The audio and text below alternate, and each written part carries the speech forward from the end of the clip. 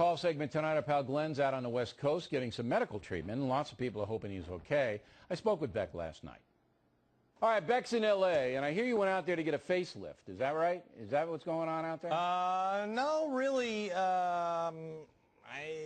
Things are. I've got a lot of donuts in this area, Bill, and I'm trying to lift it all up to my shoulders to make it look like I have broader shoulders. So you're out there for retooling, but this is a serious question. I mean, everybody wants to know how you're feeling because you weren't feeling so well, and you went out and got some tests in Utah, I understand, right? Yeah. I went out last week. I guess I was.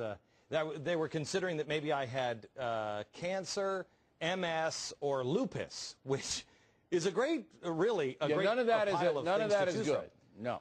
None of that is good, and I don't have any of that. And I think I maybe have a Cheeto stuck someplace in me, and so I'm fine. We're still trying to figure out what's causing it. But you know, my guys on Long Island, guys I grew up with, and so here's how they've diagnosed you, and this is exactly what they're telling me: too much stress. Stress is causing your body to do crazy. Is that what it is? Yeah, that's what they're saying. I mean, the people that. When you get medical advice, do you get it in Long Island? Do you get it like I get it from a guy named Vinny who was a fireman. That's what I get. Right, the advice just falls off the back of a medical truck. Yeah, but he's never wrong. Vinny's good. He knows what's going on. They're saying stress, Beck. Well, so you're in a good place. LA is very mellow. LA's mellow. No, it's not. a good place. No, it's not. You know, just relax. No, it's not. You know, here's the thing, Bill. You know what's causing stress in my life? What? You. That's true. Do you know what it is like to have to come on your show once a week? You saw what happened to Joy Behar and Whoopi. They just couldn't handle it. They did the sensible thing.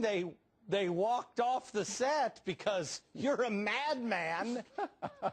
No, I'm a madman. I know. No, wait. Hold it back. Hold it. I just want the audience to just savor that moment. Glenn Beck called me a madman. Okay, it just doesn't. All right, now look, I got to get into a couple of issues here. If the shoe fits. The reason that Ms. Behar and Ms. Goldberg walked off the set, in case people have been living in a cave or something, is because I said that Muslims attacked us on 9/11. They didn't like it. Now, in Cambridge, Massachusetts, one of the most liberal, politically correct towns in the world, they now have in their school district a Muslim holiday for the kids. So the kids are going to get a Muslim day off. And what do you think about that? I don't live in the school district, so I mean, if that's what the school district looks like, that it's a Muslim community. For instance, do you read about those kids in Dearborn, Michigan, that are playing football during Ramadan, football practice, like at 3 o'clock in the morning? Well, okay, I don't want that universally spread out, but in Dearborn, Michigan, that makes sense. Yeah, a lot of Muslims, a lot of Arabs in Dearborn. But so you don't mind that in Cambridge that the school authorities are, you know, they say, look, we have Jewish holidays, we have Christian holidays, so we're going to have one Muslim holiday. You don't mind. It's okay. Look, if we're being politically correct, and I say this in a Christian community, if we're being politically correct and there's nobody in the community, you know, or it's a very small percentage, that's ridiculous. But again, I don't know about Cambridge, but I know about Dearborn, Michigan. Yeah, I don't think there's a lot of Muslims in Cambridge, but, you know, that's where Harvard is, and there are some international people. But then you go, you know, should we have a Hindu holiday? Let me get my pipe. Are we going to give Hindus a holiday? Are we going to do the Wiccan thing? Should they get one? Look, here's the thing. It's up to the American people in their own local communities. We can't talk about this, me in Los Angeles and you in New York, about Cambridge. Let the people in Cambridge decide. It's common sense. You know, if you want the school board, you don't like it, vote them out. All right, finally, you're coming back next week, and you're going to be the new Glenn Beck. Well, you're West Coast now. You're kind of spiffed up. Do I look kind of like a surfer? Because I'm feeling more like a surfer dude. Well, if the Pillsbury Doughboy was the big kahuna, then you would. I don't know who the Pillsbury Doughboy is, but the Pillsbury Doughboy. Oh, I'm sorry, I mispronounced. Does kind of. That's my. You making fun of my lisp, Beck? Is that you making fun of that? No, is that what you're doing? No. I didn't. I wouldn't. Far be it from me to point anything out for you, Bill. I know.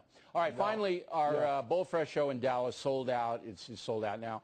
People calling me from Texas going, can you convince Beck to do a second program on December 4th, Saturday, kind of in the late afternoon. In Texas? Yeah, in Dallas. In Texas? You want to do a second program? You know what? I'll do 365 programs in Texas. All right. Yeah. So we'll do a second one in Dallas. Stay there forever. People get in. And then we're going to be seeing you on Halloween Eve at Mohegan Sun in Connecticut. It's going to be great. Well, I would just like to say I may be dressed up, but to scare people, Bill O'Reilly doesn't have to dress up. Absolutely. I'm going trick-or-treating for Halloween. He used to, as a kid, he would just show up dressed in a suit like he looks now. But Beck, here's how bad it is. I can't even give candy out. As soon as I open the door, it's like Whoopi and Joy. I know. They're gone.